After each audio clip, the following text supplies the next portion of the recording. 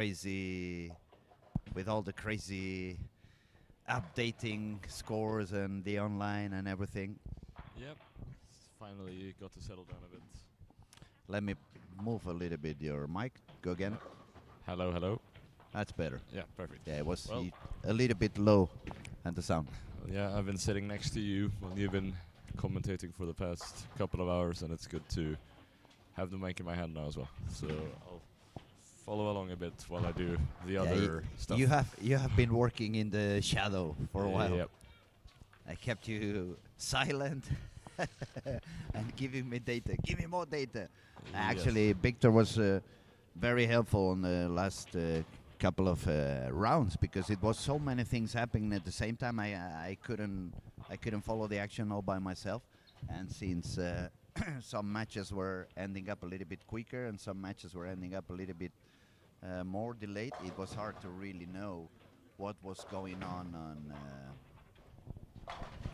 on each match. So, Victor, you bowl with many of these kids, I guess. Anyone in particular you think is going to be a little bit more favorite than the others? Well, it's hard to say. There are no bad boulders left. Well, there were never any to begin with, but all of these are definitely in with a shot at winning. Very good bowlers. They have Yeah. been bowling quite strong the whole week. I would say, for me, perhaps in the under 21 division, it's a little bit more of a pre-final in a way with Iskil and Lucas. Yes. I've seen Melvin a little bit more up and down sometimes, a little bit less consistent overall, and Rasmus also a little bit more like explosive. When he finds the spot, it's going super high, but then it's a little bit less consistent. Iskil is capable also to score very high games, but for me, until now, it felt like on the four of them, Lucas perhaps was a Yes. little bit more steady than the I others. would say if I had to say a name there, it would be Lucas, for sure. And in the under 16 category, just judging off of today's form, I think Oscar Mirren is the favorite, shooting well above 1400 in his 6 games today. Yeah, he is super talented as well. When he scores high, he scores super high. To be honest, also, he had one or two kind of low games. The thing is that when he found it, he never shot 240. He shot 260 something, Yeah. 270 something. And on the other hand, Niels has proved to be very competitive as Yeah. well. He's capable of doing very high games as well. Remember in one of the previous round, he shot 289 to to make it into the next round. Yeah, let's see what results they put in. So Nils shot in the quarterfinals. He shot 171 in the first game and won, and then he shot 289 in the 289 second. at the second one, yeah. Yeah. And then we cannot forget the girls. To be honest, there was 3 of them that in terms of technique had impressed me a little bit more than the rest of the field. And it was Doris, Nicole and Saga. Then on the other hand, Annelia, she just beat Stephanie on the previous round. And the 2 of them, they seem to be a little bit less explosive, a little bit less or lower rev rate compared to these 3 we just spoke about. But on the other hand, they have the consistency. It's a little bit more like the old school in the latest game, that they are super accurate and they repeat and they can go on and on and on and on. And then on the other hand, when we see Saga is a little bit more powerful on the release. Doris, especially powerful on the release. She's going to take a shot now on lane 13. You see such a strong release and pin action over there. And then Nicole, she has a super amazing technique. In my eyes, if she fixes a little bit the push away, because now it's going a little bit to the outside, and that's putting the swing behind the body. Here, have a look at her. See the push away? It goes slightly to the right in here, you see? And that puts the swing behind, and then it goes back out. So it's up, actually, if you compare to EJ Tackett, for example, it's going in the opposite direction. It just goes out, and then it gets closer to the body and releases close to the ankle. But everything else she does is super, super good. And they are so young. I mean, they have all the time in the world to keep improving and to keep learning and to keep adjusting their techniques.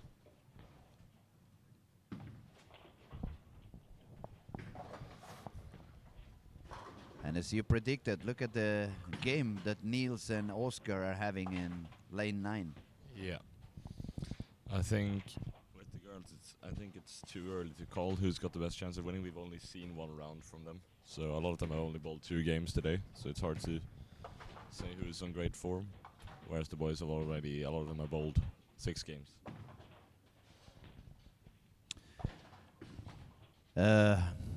On the other hand, the match between Melvin Roth and Willem is taking Melvin's color at the moment. It's nearly 50 pins distance between them at the moment. Niels and Oscar are going for a very high game, but that's 40 pins lead for Oscar, even if Niels has a double and a triple and no open frames.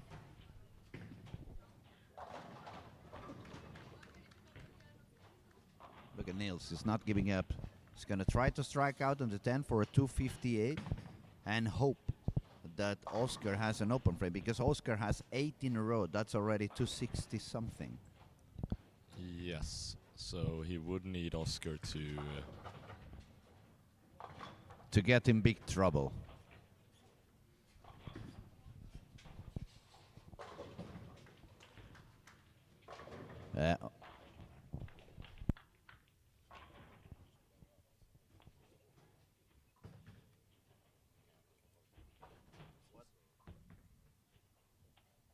What are they doing? That's the 10th frame. Instead of carrying the 10th frame. Is it? Uh-huh. It just looks different here. Okay, one more for Niels.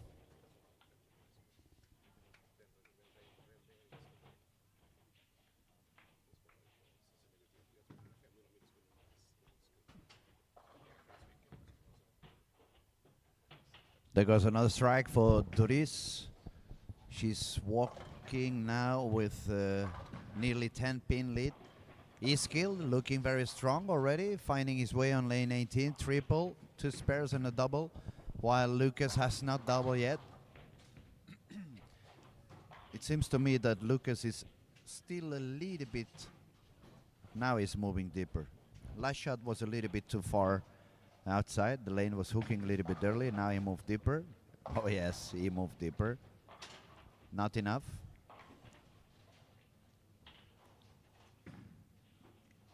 Yeah, I think we can say on the under 16, it looks like we will have Melvin Roth winning the second game.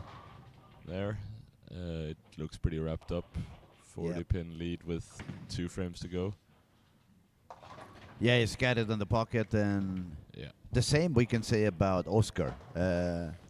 Great game for Niels, 258, but Oscar is on the pace for a 290. And he keeps going.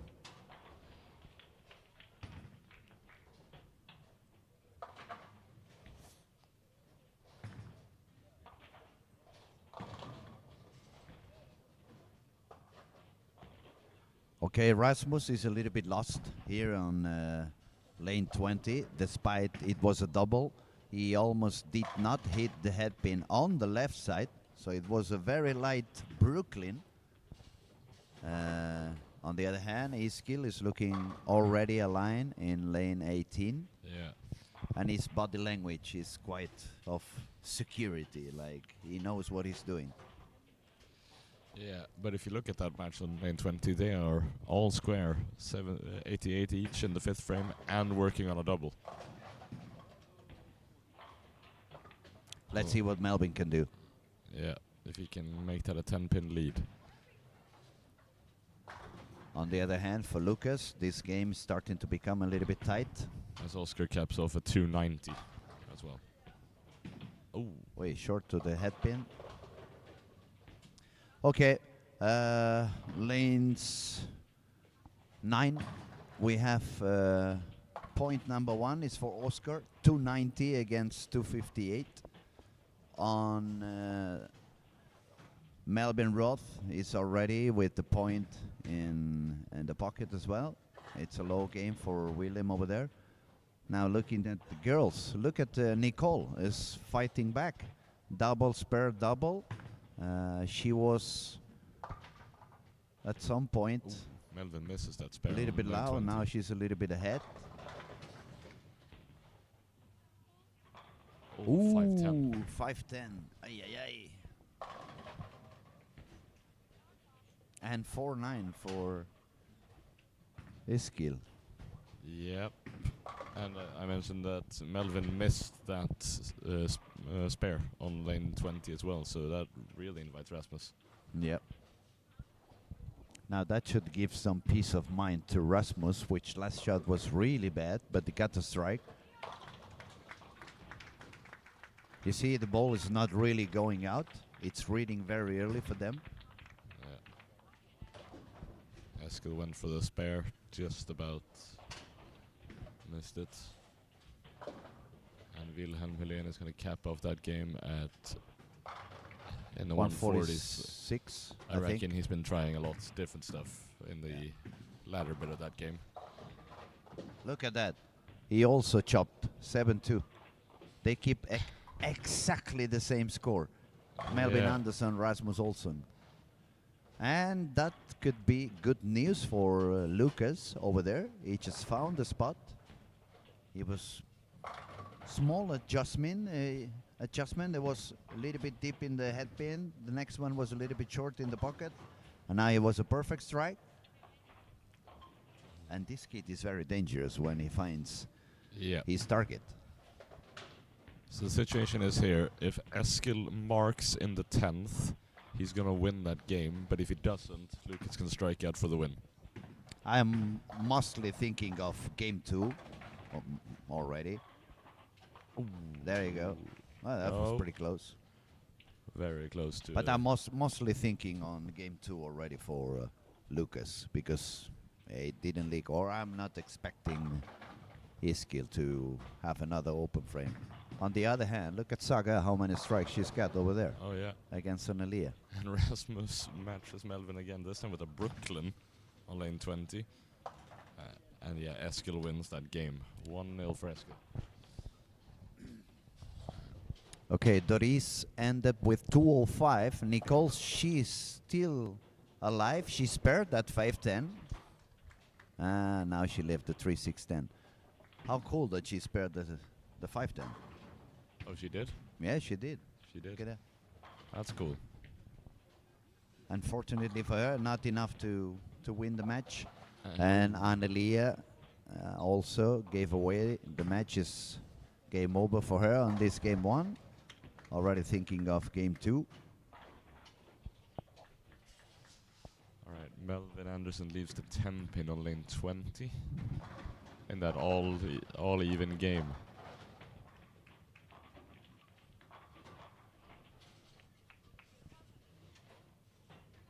Now he really needs that spare. It's crucial. And he gets it. Yep.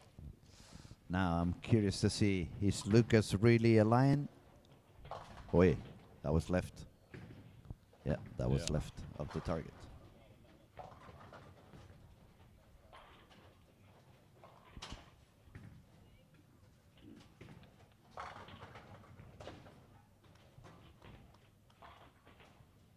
It's a pretty tight angle that Saga is using, but it's paying out really good.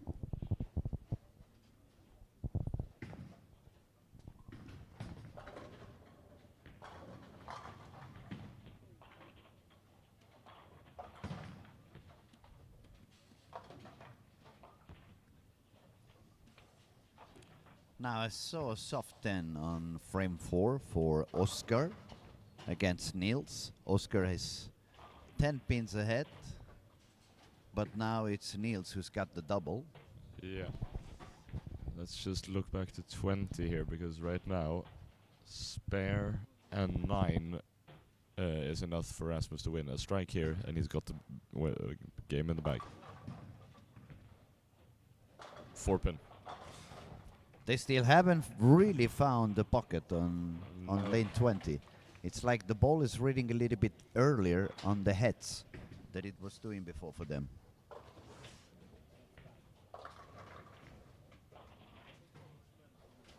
Oi, big split for Niels. That is a dangerous moment. And now Rasmus, he needs a strike to win by 1. And 9 to 9 tie to it. tie and go for a roll-off, 8, and you lose. So yeah, they Amazing stayed. spare for Niels. They stayed all even for the second half of that game. Yeah. All the way from the 4th frame. 68, 88, 115, 134, 143, 163. And even the exact same spare miss. I think it's going to make 9 because they like to be tight. 10 pin, 5 pin. and tight. On Brooklyn. It is Let's It go is for the roll-off. the first draw of the semifinals. 182, 182.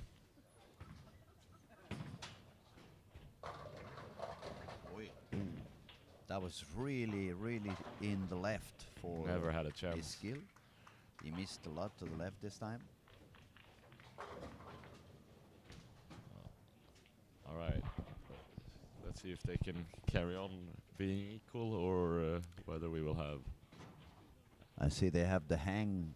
They have a hand up, so I guess something is going on with lane 20. Just maybe want to make sure that the roll-off is correct.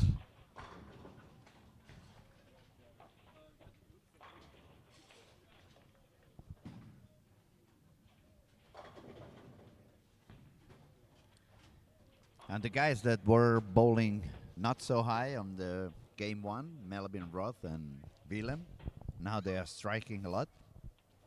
A spare and 4 in a row for Melvin. Strike spare triple for Willem. And the one that's getting a little bit in issues, it's going to be Niels. It's the second time the ball crosses the 3 pin and gets too deep in the head. 3, 6, 10 left. Oscar did double on the previous.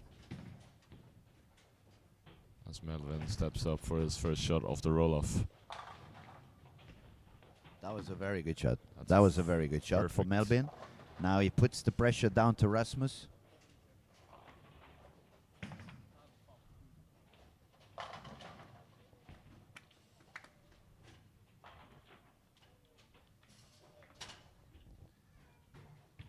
Now if Oscar strikes, he's going to put a lot of pressure on Niels. 4 pin. 4 pin. Let's see what And Rasmus gets. Oh, that's far out. Yeah. He wanted to make sure that the ball would be on the right side of the head pin. It was many shots. He couldn't accomplish that, but it was way too strong, way too far to the right. And Lucas is a little bit lost as well. He's missing inside many of his shots. While we were looking at Rasmus' shot there, Amelia actually spared the 5-7 Wow. on lane 15.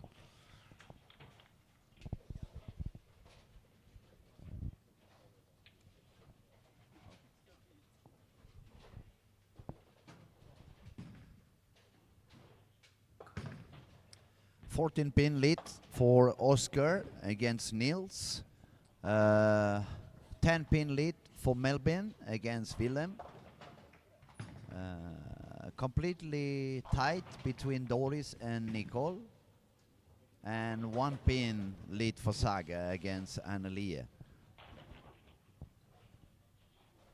Now Melvin and Rasmus are gonna begin game 2.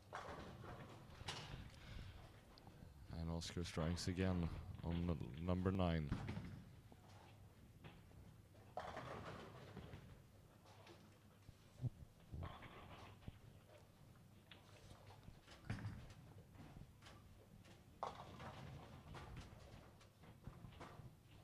he's not really finding the spot. Rasmus is having a lot of issues on this lane 20. Looks like the ball is wobbling a little bit in the beginning in the heads. It doesn't really want to skid, and when he pushes it harder, then it goes that far that it's never coming back.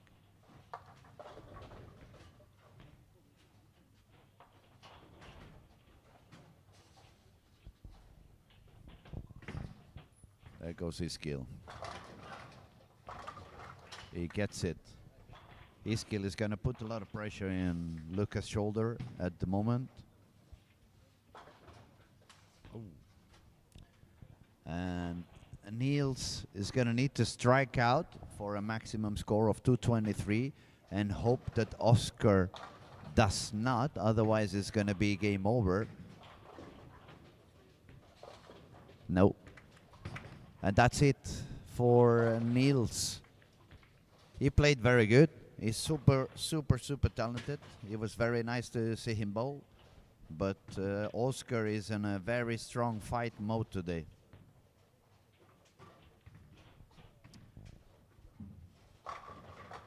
Now, Nicole looking for the spare. She's 4 behind Doris, and she already lost game 1. So she needs to find a solution, the sooner the better. Another strike for the lefty Willem. Yeah, and he lost the first game, so now he's actually taking the lead of this one. And Melvin actually shot a 3 spare in the previous frame, so big one for Wilhelm there to get a double. Yeah. Yeah, things are starting to get some sights. Oscar is on the next round. This game, Willem is going to win for sure. Nicole is fighting with all she's got against Doris, but Doris is making it very, very hard. And Saga bowling her quite square.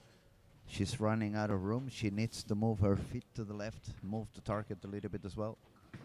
And a split for Iskil. 2-8-10 it looked like. Yep.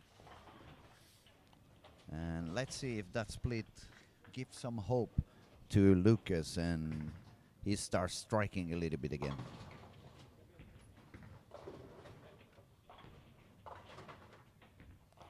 So Eskil won the first game, so he just needs to win this one, and he's moving on.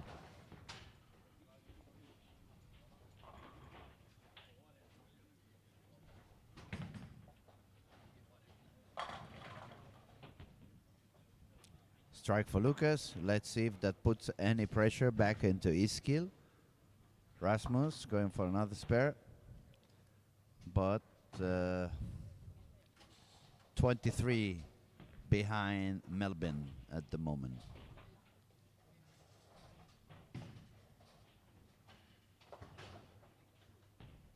Oh, chops it. Oi, oi, oi. Mistake over there. That could actually prove very costly at the end of this one. Yes. Melvin is on pace for 221.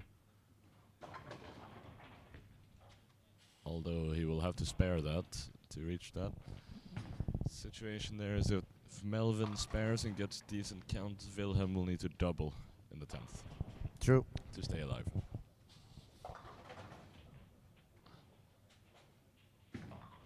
And the same thing is happening to Nicole.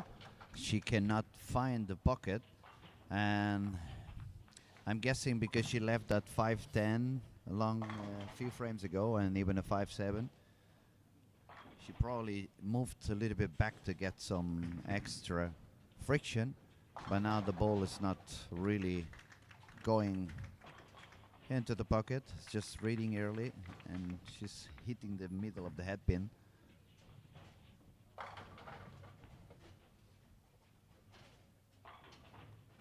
There was a small adjustment over there for Saga. Solid 10. And Melvin is running away a little bit on lane 20. Must strike now for Wilhelm on lane 11. Melvin Roth moves on. Yeah.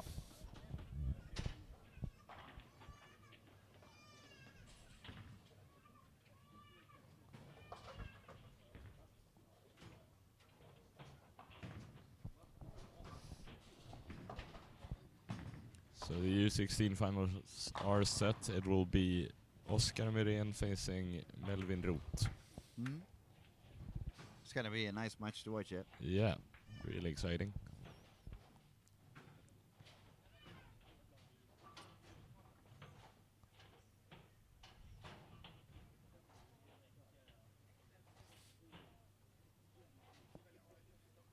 Okay, it's going to be a very important frame now for Nicole. She needs to find something. She's moved a little bit deeper. There you go, light strike. It's never too late.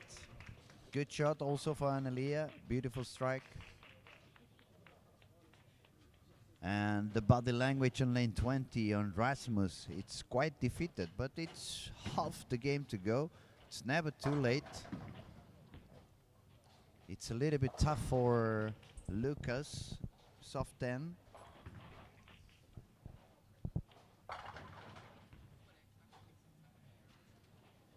Saga and Anelia just separated by 1 pin. They've been doing a little bit what Melvin and Rasmus did last game, just matching each other since the 3rd frame.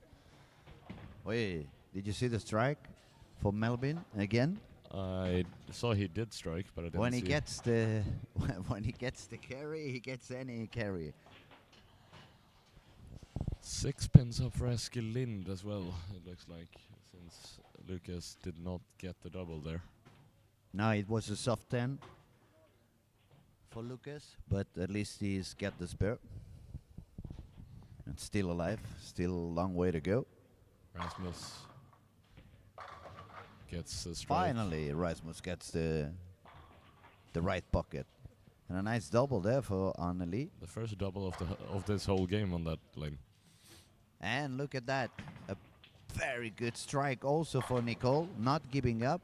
Suddenly Nicole was 6 pin behind. Now she's 4 pins ahead. And she needs to win because she lost game 1. By 3 pins. Now can Sarah answer? Yes. A little bit deep in the pocket. Another great bit of carry there from Melvin. Hit it very high and just about tripped out. I think it was the 4 pin. As I told you. I'm going to ask later on, Melvin, do you bowl 20 pounds balls or? Oh, and a messenger for Lucas Hale as well. Turned around and sent a messenger on the 10 pin. But again, it showed a little bit of a soft 10. Yeah. It looks like the ball he's throwing is reading a little bit too early. So it's either that or add a little bit of spin. And I think we can probably start seeing Melvin Anderson is going to win that game, it looks like. Yeah, and his skill is looking quite consistent as well. It's looking hard a bit. Look at that. Another strike for Annelia. She's fighting like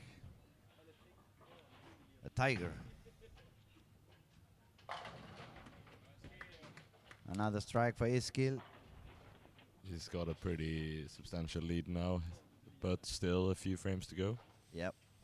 And Now, important frame for Nicole. Can she secure the lead with another strike?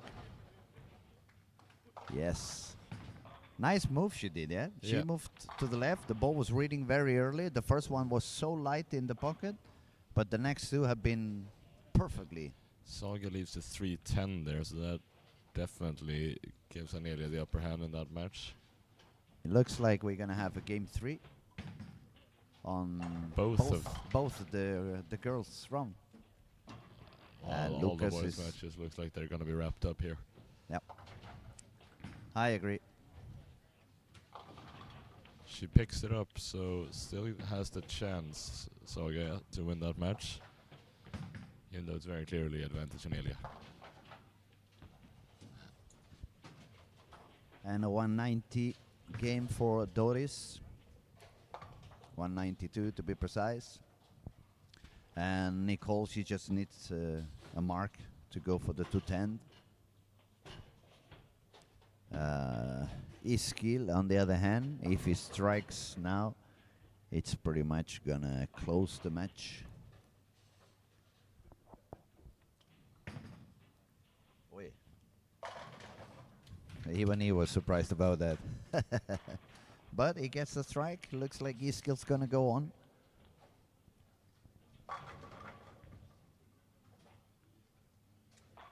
Look at Anneli. She makes it look so easy. Well done. Right now it looks like 9 spare 9 will be enough for the win there. Another strike for Nicole. Nicole. Yep. So we will get a third And game. Melvin, front 9. Yeah, Lucas has given up. He's upset, but on the other hand, he had a great tournament. Yep. He was the tournament leader, and he bowled really well on every single stage I have seen him bowl. So, hats off to Lucas. Very well done. Very nice. A lot of talent. He's going to keep learning and growing, and it's one of those guys we will see bowling for many, many years. For sure. He put in a great block this Wednesday, and I think that's what ended up winning the qualifying as well.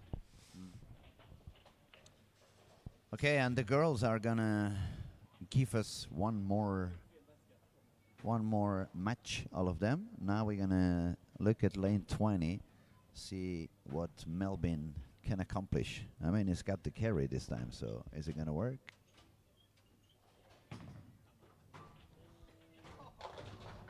Light? Yes, another light late strike. He's got the carry that I want to have all my life. Yep. It's not looking super powerful. It's not looking super strong. But every time he hits the pins over there, he gets it. Yeah. So Anelia left a 10 pin. She's got to spare that to have a chance at shutting the game out. Or actually, if she spares strikes, then Saga can strike out for a tie. So it's actually not over.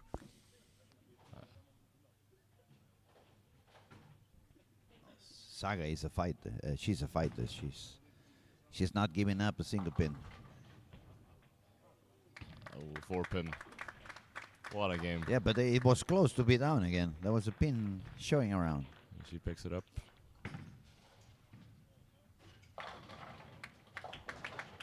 Eskil into 250s with that strike as well. So that is a very strong finish for him.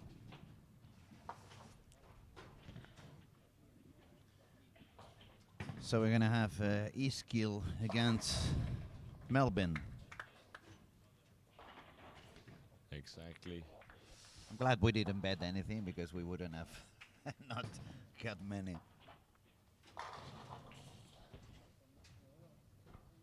Very strong performance as well for Rasmus.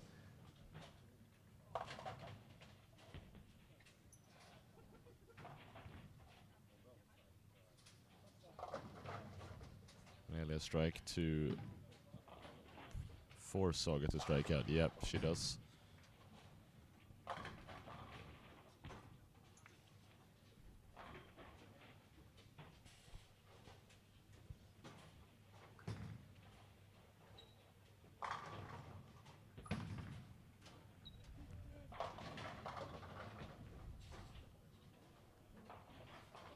One more for Saga.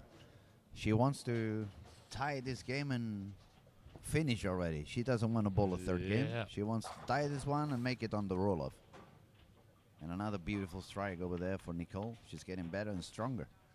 She's not giving up either.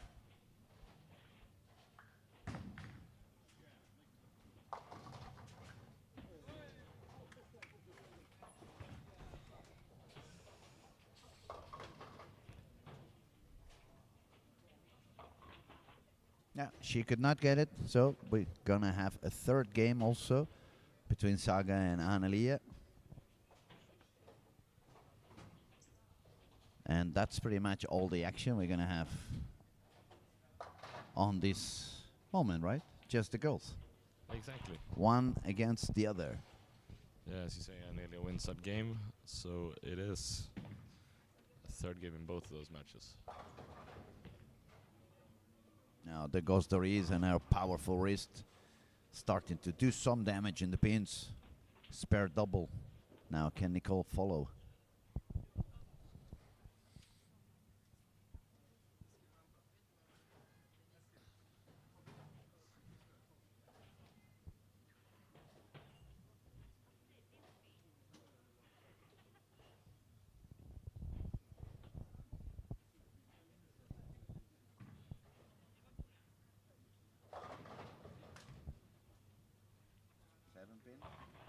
No, she's getting them both.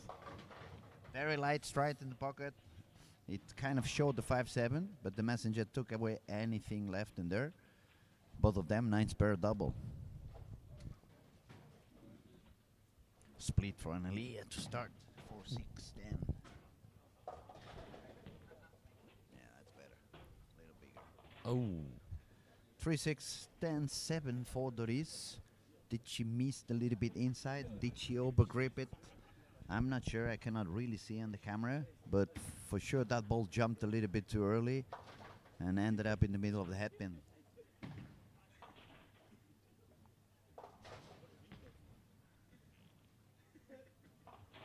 Good attempt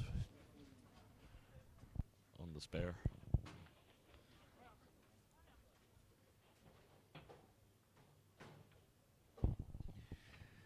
Now there is one thing in particular. Actually, I saw you yesterday, and I could say the same thing now with that spare left by Doris.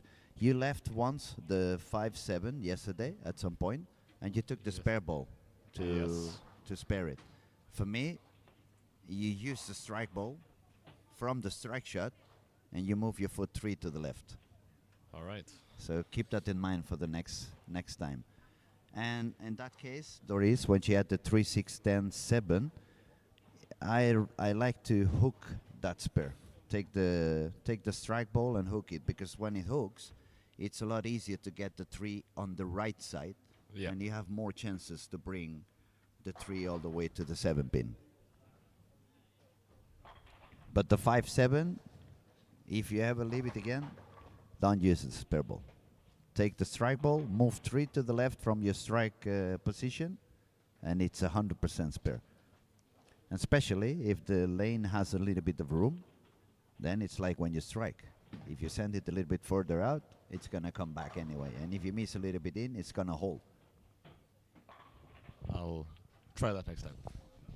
Now everybody who's watching is going to think, how exactly. many times does Luis leaves the 5-7 to know that? Yeah.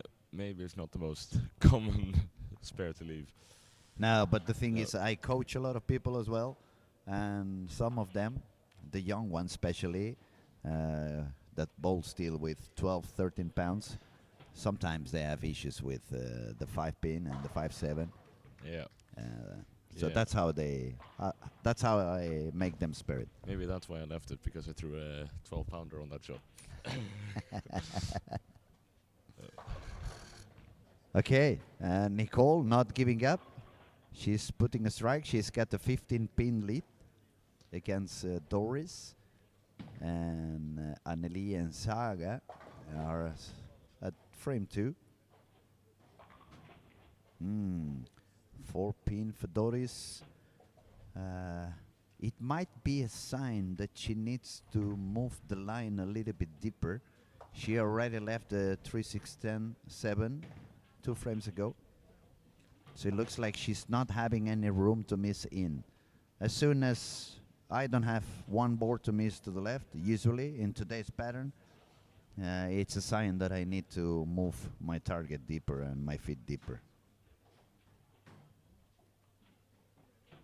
I'm giving a lot of tips for free when I'm streaming.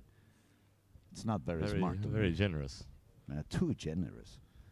And 10 years from now, when I have no soup to eat, I'm going to have to start texting everyone who has been listening. Send a couple of dollars into my account so I can eat.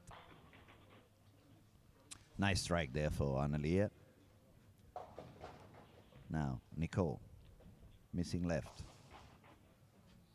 It's a happy 6-10 for her. Yeah, a bit lucky to get away with just those two. Could very easily have been a 4-6. Yeah, Yeah. 4-6. Especially when you have 15 pin lead and Doris did not strike.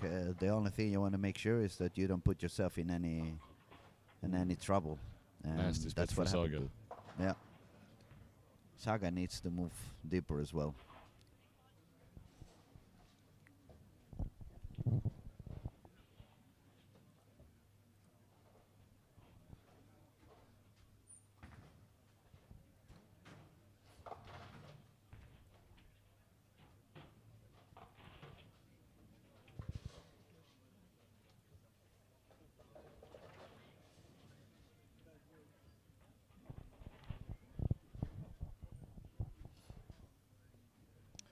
Okay, so Annelia with a strike.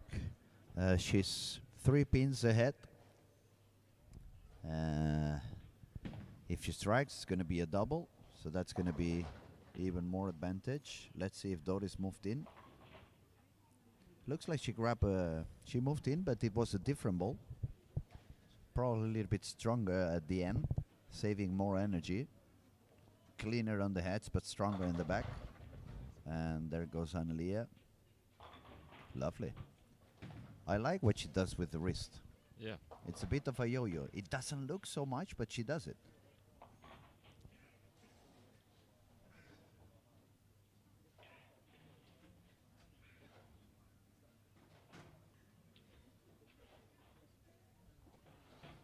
Let's see here. She's got a with Saga opening in the previous frame. That's a 13-pin lead for Anelia. Now she sent the ball further Yeah. outside. That was a different line from the Yeah. previous ones. I think the previous one was a bit slower as well. Mm. That's why it came in and left the ugly split. One more? Yes. One more for Nicole. What a fighter, yeah? Yeah. She was very shy when we did the interview, but let me tell you, she's not shy on the lanes. Well, She's really going after it. Well, who hasn't been shy with the interviews? Your father, perhaps. Yeah. My father and Mons. Wow. Look at that wrist move. 5-7. Now is when she needs to keep the strike ball and move 3 boards to the left. Do you think she can hear you? I don't know. Say it a bit higher. She needs to keep the strike ball and move 3 boards to the left. And then I bet my heart it's a spare. You think she's gonna hear me? Maybe. I don't know. Someone else did for sure. But it looks like she's taking the strike ball. She removed the ball. It's the strike ball. Is she moving 3 boards left? She probably hurt me. Now I'm curious. Missed a little bit in. She Yeah. didn't send it far out as the strike shot. So let's see here. That's a 1-pin lead for Saga now. And Saya says she has a strike, so she Can, can put even more pressure. Can take it up to 22 even. Sorry, 21. Important spare over there on 13 for Nicole. Saga Not to out extend the enough, lead. not out enough, and not out Yeah. enough. So that's a very close game yet again for these Again, yeah. two. Doris really needs to strike here to give herself a chance. And she gets it. Bit of a light mixer, but got them all down.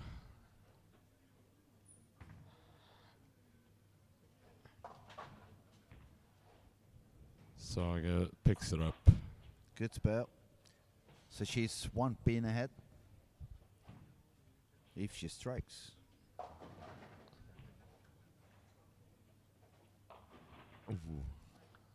Missed a Avoids little the bit split. left, and it opens the door for Doris. It could be a tight. Yeah, she avoids the split again, which she'll be pleased with. Now it's just about picking that one up. But Doris is very dangerous. She strikes a lot. And she's got a strike on the 9th. And that leaves a big chance for Doris to make things happen on the 10th frame. Anelia strikes after that open as it's 1 pin in it.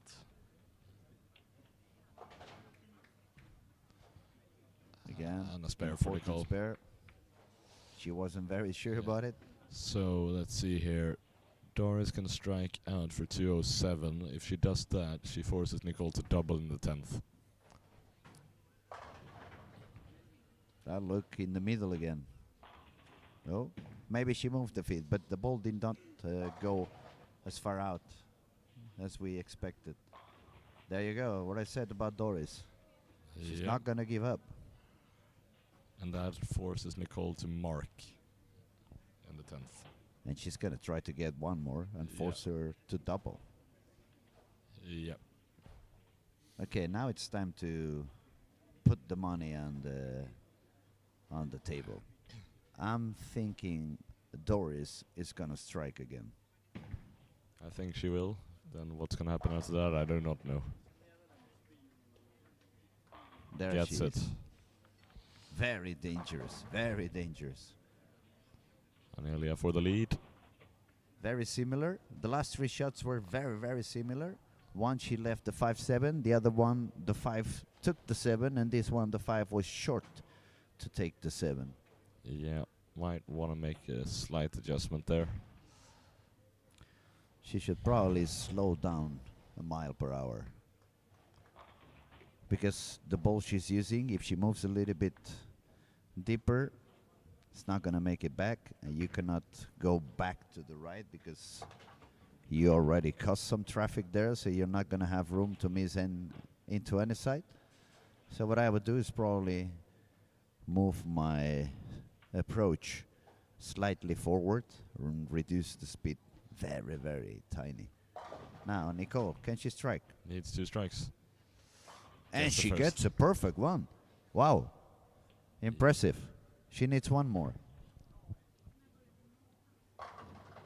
Saga looking for a double. And she gets it too. Now she's on the lead. By 11 pins. Can take it up to 21 with a strike in the next frame as well. Lane 13. Nicole. Everything is on her hand. She strikes. She goes on. She doesn't. She won't. No. For the win. I missed a little bit in. No. Oh, and it nearly went down. Yeah. She's going to lose by 1 pin. Just 1 pin. So Doris moves on. And it's too close to call. If it was betting, I would have made some money. Anelia Beautiful strikes. strike now by Analia. Beautiful. Beautiful. Well, that was a Nice tournament by Nicole, I must say. very She exciting did very finish good. as well. Very well effort. Yeah. My hands clapping for them. Saga to extend her lead to Yeah. 21, sorry. Looks 21 pin like lead. it's getting close to be the strong wrist girls in the final. Yeah. With both Doris and Saga. Yeah, they are teammates as well. Are they? Yes. What team they both? They're playing for BS Hässle in Hässleholm. Hesselholm. Yeah. That's not far from here, is it? It's about an hour from here. An hour, yeah? Yeah. And I do actually believe the other 2 also play for them Aha. in Okay. as a secondary team. So I might be wrong, but I think that all 4 of these are teammates in the highest of the women's division. Division. How is the National League this year? Is Spadadam still like the big team on the girls? I think they ended up winning the league. I can check that for. I'm just curious.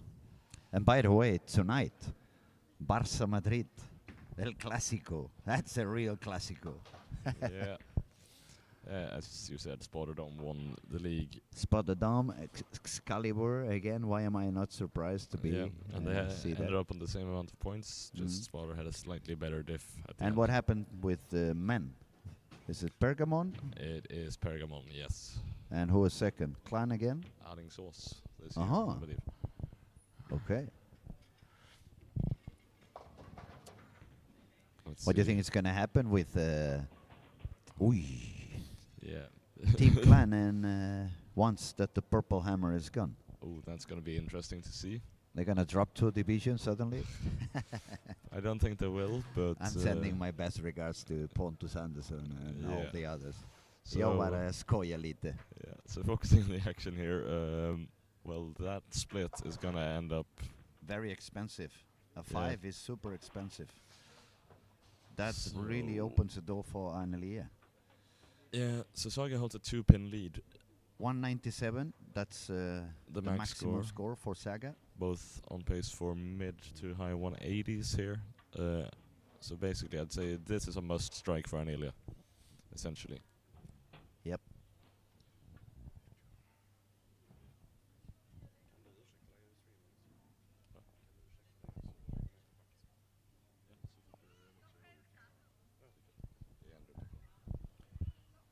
Annelia. Walking. Releasing. Looking good. Yeah, Strike for her. but you could see that one hook really early. How like- silent is the crowd? I couldn't Yeah. hear anybody. But- Are they all sleeping? yeah. Give them some coffee. But I think on that shot it was very obvious how early that ball hooked. You could almost physically see it change direction, like just after the arrows. Mm. So the lanes are getting pretty burnt here. She needs one more. Put the pressure back into Sara.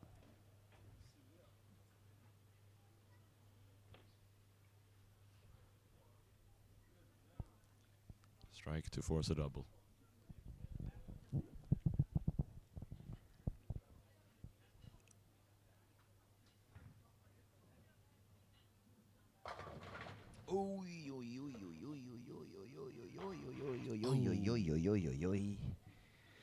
Eight to 10. And that is also really bad for the count. Yeah, she's gonna lose another pin in the count. Exactly, So exactly. Saga needs a mark and then An 8. An 8.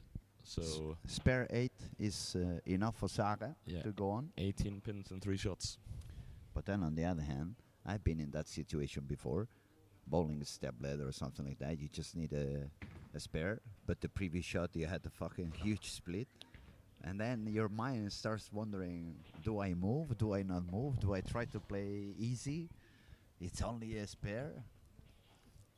She That's actually one of the fun misses it. things on bowling, how mental it becomes at some stages.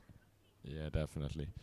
So with that miss, actually, that means that it's another pin less Saga has to pick up. So just 17 pins in 3 shots. Yeah, it was that was a rookie mistake to take 8-0 on the last one. Let's see what can Saga do. See, A bit short. she's not Yeah, a bit happy short. with it. Yeah. I actually lost one TB tournament, and I mean TB in Scotland. I don't remember the name. It was the title. My opponent missed on the 10th frame. Then I was too excited. I left the bucket, but if I spared, it was enough, and I chopped it. Yeah, this is a very I hate choppable this spare. Every It's- time I see this spare, I remember that day. It's not gonna feel like it's 60 feet away. That's gonna feel like 120 feet away. I hear some. But she picks it up, Yeah, yeah. and that's One harder serve. than you think She in that needs situation. 6 to tie, 7 to win. Yes. And the last 2 shots, it's 5 and 7. and this 7, it could have been a 6. Do you think she's just gonna go safe and throw it into the middle, or If I were her, I would move one board back to the right and hit the head pin. let's see, can she do it? That's what I She meant. picks up 7. Hit the head pin, get 7. So and- both games end up with a 1-pin win. Okay, before we end up this one, I'm gonna go back to history again. One time, Raymond Johnson, last shot, he needs 8 to win. He grabs the spare ball, hits the middle of the head pin, and he makes 5. We'll be back pretty soon with the finals. We come back as soon as possible. Thank you, everybody.